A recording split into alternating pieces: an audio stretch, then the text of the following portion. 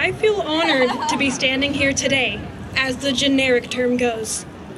However, I am actually quite terrified, as I have horrible stage fright. About a week ago, my friend approached me and asked me to introduce her. So I decided to conquer my fear and tell you just how awesome she is. There is a whole lot about her that you may already know. She's smart. How smart is she exactly? If I had enough time, I could tell you all of her academic achievements. So instead, I'll just tell you a few of the many. For starters, she was the spelling bee champion for her entire elementary school career.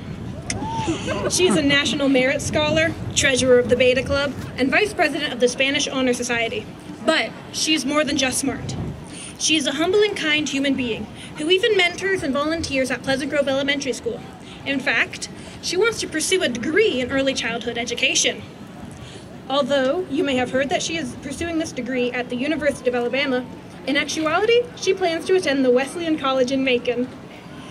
But even as amazing as that sounds, there's more to her than that. Many people mistake her for being all work and no play. But I think I've known her long enough to tell you, that's not true. A couple of years ago, I called the wrong number. It was the greatest mistake I've ever made. Because of it, I made one of the greatest longtime friends I've ever had. As they say, accidents don't happen accidentally. I began talking to the smart girl, as once again, many people think she is. However, I slowly grew to learn that this girl was more than just that. She's an amazing and wonderful girl who truly cares about her friends and family. Oh, and she's a super Hulakian. Wait, what?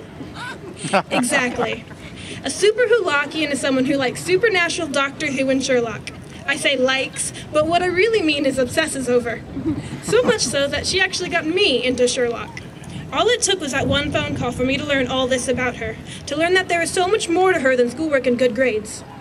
I know that many of you probably already know who I'm talking about, but I hope I have shown you a side of her that you may have never known.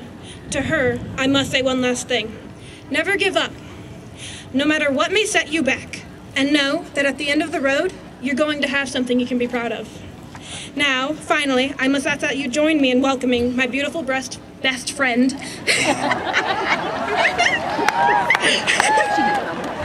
my beautiful best friend, the brilliant Anna Latimer.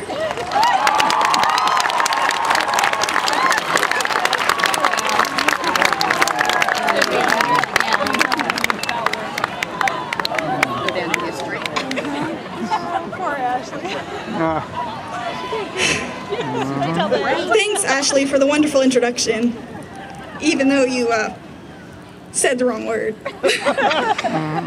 Good evening, my fellow class of 2015, as well as family, friends, teachers, and others who are here with us tonight. We wouldn't be here if it wasn't for all their kindness and support throughout the years. As you may or may not know, I have always had a terrible fear of public speaking. If someone traveled back in time and told my past self I would be speaking to this huge crowd, I would have laughed them off and said, "Ha, that's never going to happen." Yet here I am. To all of you, well, maybe to most of you, I am the smart one who does nothing but study. Not true, by the way. To others, I am a fangirl who obsesses over British TV shows like Doctor Who, which is actually true. Somehow, despite all that, I am the normal one in a group of crazy friends. Hey, they said it, not me. But there is something that you may not have guessed about me. I am an equestrian. Wait, what? You don't know what that means, do you?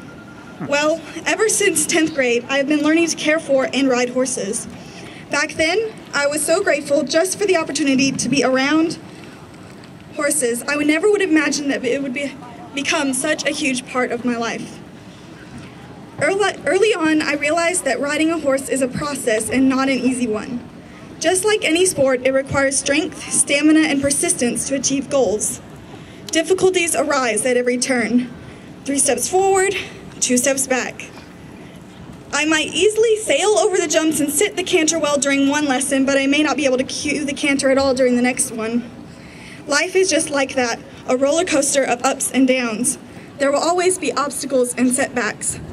Rather than giving up, we must learn from these setbacks and overcome those obstacles. Only then can we advance our abilities and prove ourselves worthy to take on any challenges that may face us. Last December, I fell off the horse I was riding. It was not the first time that I became a yard dart. but it caused a tremendous regression in my writing career to the point that I even feared trotting, something I had been doing well for years. I slowly regained my confidence, but it was not until less than early in March that I realized my true courage. I found myself on the ground once again that day, but it was not the fall that mattered. Like the author Rick Yancey once wrote, "Falling is not important, it's how we get up after the fall that's important." I got back on that horse and jumped not once, not twice, but 3 more times. That particular lesson made me realize that no matter how hard I may fall, I can come back from any hardship stronger than I had ever been before. I would not have discovered my own strength without enduring hardship and moving forward with an optimistic attitude. Anything is possible with a dash of courage and a sprinkling of positivity. In spite of my own advice, my fear keeps me from doing many things, even when I would really like to do them. However, one of my greatest weaknesses, or perhaps one of my greatest strengths, is that I grow the most when I am required or pushed to do something that I fear. If my riding instructor tells me to trot around the arena 10 times or jump several cross rails in a row, then I do it.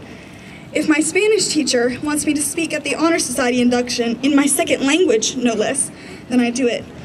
Perhaps I had the guts within me to do those things all along, but it was they who taught me how to find it. They pushed me outside my comfort zone. They taught me to take risks, like interviewing in a second language, something I would have thought unimaginable 4 years ago. If we avoid taking risks and instead stay inside our realms of comfort, then we will never experience personal growth. Like Ali Kandi writes, the only chance of success is to trust in your own power. Those who sit back and let life happen to them will not reach their full potential. So seize every opportunity because you never know how quickly it may pass you by. Speaking of opportunity, always treasure the time you have with your friends and family. You never know what might happen to end your time together. A good friend of mine, Zachary Robinson, passed away in a car accident this past February. All too often, I am reminded of his absence. He taught me a lot about life, including the value of speaking your mind, of face-to-face communication, and of being loving towards others even when they do not share your beliefs.